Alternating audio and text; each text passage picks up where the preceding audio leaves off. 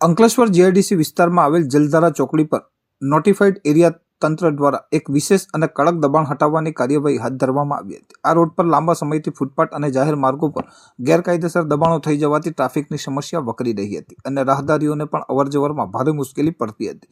આ પરિસ્થિતિને ધ્યાનમાં રાખીને નોટિફાઈડ એરિયા તંત્રના અધિકારીઓ અને કર્મચારીઓની ટીમે પોલીસ બંદોબસ્ત સાથે સવારના સમયથી જ આ કાર્યવાહી શરૂ કરી હતી, જેમાં જલધારા ચોકડીથી લઈને મુખ્ય રોડ સુધીના વિસ્તારોમાં રોડની બંને બાજુએ આવેલ લારી, ગલ્લા, પતરાના શેડ અને અન્ય અસ્થાયી બાંધકામોને જેસીબી મશીન અને મેન પાવરની મદદથી દૂર કરવામાં આવ્યા હતા।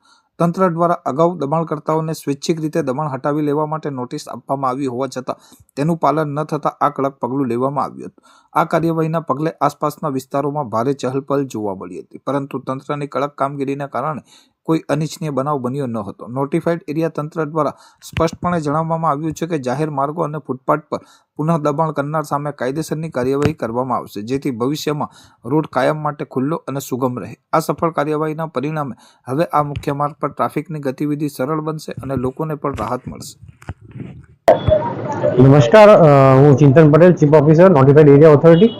એરિયા ઓથોરિટી દ્વારા કાલે જે ડ્રાઈવ કરવામાં આવી હતી બિનઅધિકૃત ગલ્લા, રાહી ગલ્લા જે રોડ રસ્તા પર મૂકેલ છે તેને લીધે જે બી ટ્રાફિકના અડચણ થતું તે નિવારણ કરવા માટે નોટિફાઈડ દ્વારા આજે બી એ ડ્રાઈવ કરેલ છે અને જે જલધારા ચોકડી વગેરે વિસ્તારોમાં આજે ડ્રાઈવ કરીને સંપૂર્ણ રીતે પૂરી કરેલી છે।